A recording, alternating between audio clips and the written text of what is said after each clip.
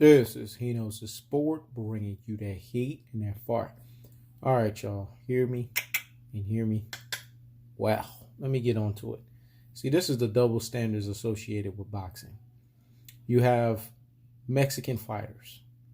These fighters can sit here and be drunkards, i.e., Orlando Salido.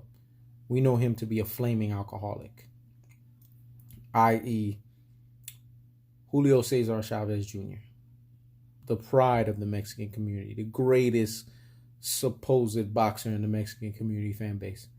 This guy was a drunkard. He was a cokehead. He was a coke fiend. Oscar De La Hoya, a coke fiend. Cross-dresser. You have Canelo Alvarez, a drug cheat. You see what I'm saying? They accept this. And Canelo Alvarez has been known to be a party animal. They expect these things from their Mexican fighters. Andy Ruiz Jr. This is why he lost the rematch to Anthony Joshua. He just parties too much. Like he said, I just partied a lot. I drank and I partied hard. This is what's expected. It's kind of like something that's celebrated. It's taboo in the Mexican community fan base. But when black boxers do this, right, i.e. Earl Spence or Gervonta Davis, you know what I'm saying, or someone, in boxing that's caught doing this, it's a problem. What's wrong with this fighter? Why is this fighter, having lascivious ways? Why is this fighter engaging into vices that they shouldn't be engaging to? Double standards. You have too many house Negroes. That's what I call them. Django! Dum, dum, dum, dum. Dum, dum.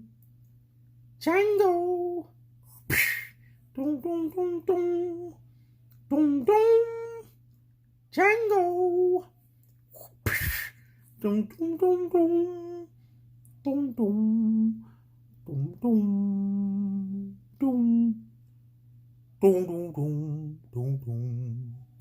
Dum, dum. Dum. Dum, dum, dum. That's what they are.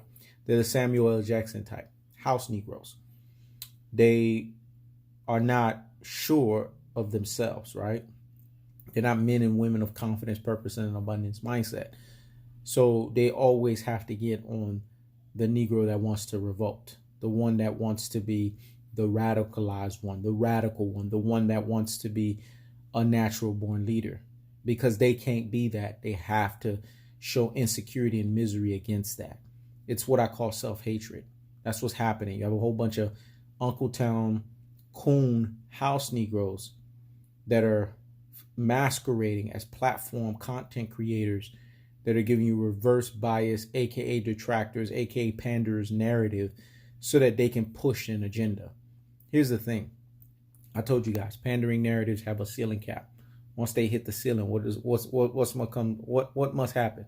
The law of gravity. Woo! It must come tumbling down. Let me say it again. Once it hits the ceiling, the law of gravity, what happens?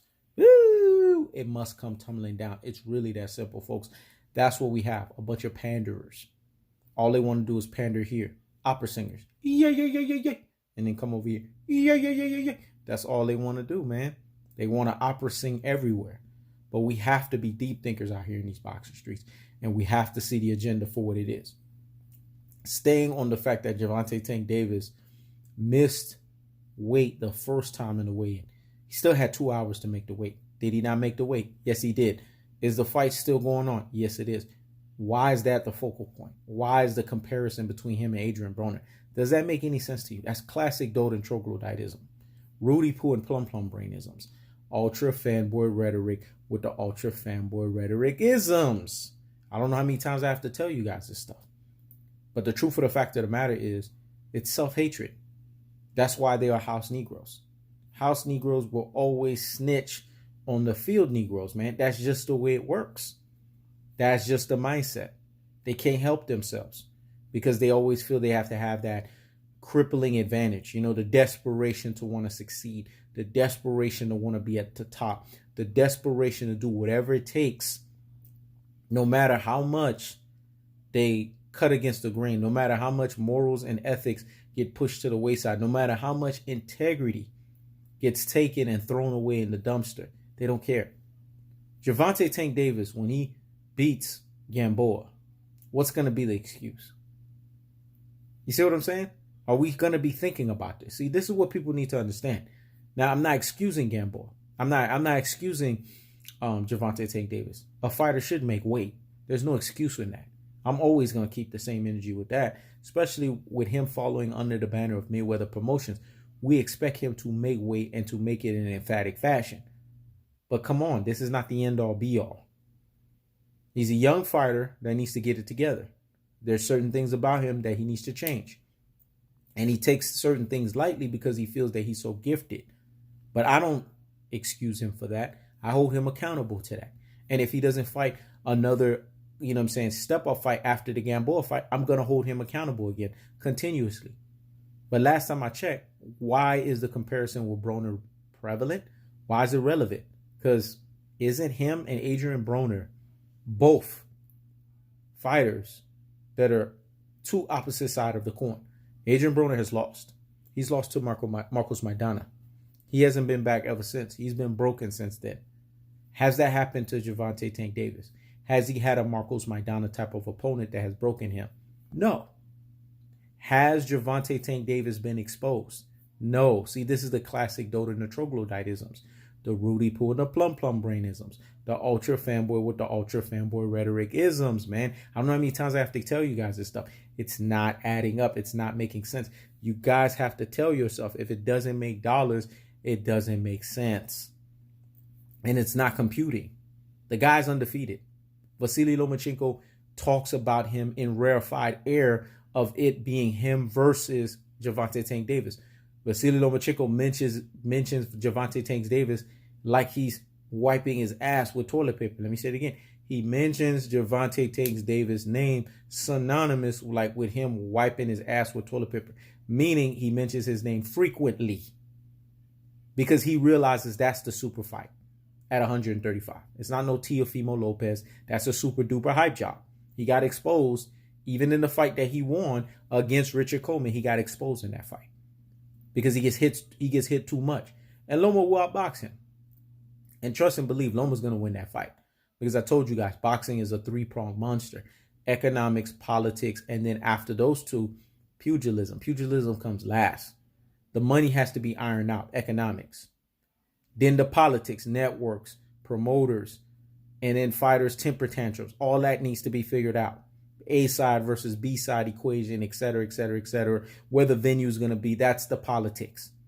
Once all of that is ironed out, then the pugilism happens. Pugilism is not first. So anyone that gives you this archaic viewpoint that, oh, it's just boxing, keep it about boxing, they don't know what they're talking about.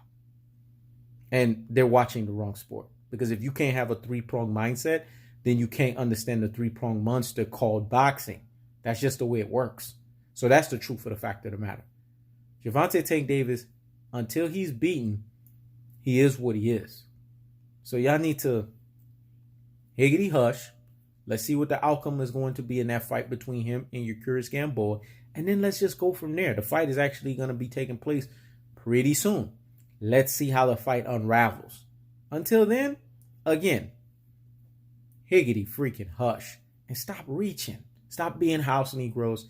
Stop trying to grow your platform off of the strength of a fighter who's putting his life on the line and who's doing something that's in representation of being in the square circle. Because at the end of the day, if your narrative is, let's keep it boxing, then you should be supporting all boxers, right? Let me say it again. If your narrative is, let's just keep it boxing, the archaic one-trick pony viewpoint, then you should be supporting all boxers, whether it's a boxer you like or is a boxer you don't like, because it should be all about what? Boxing, right? So again, you're supposed to appreciate and respect all fighters. No one's telling you can't get on fighters.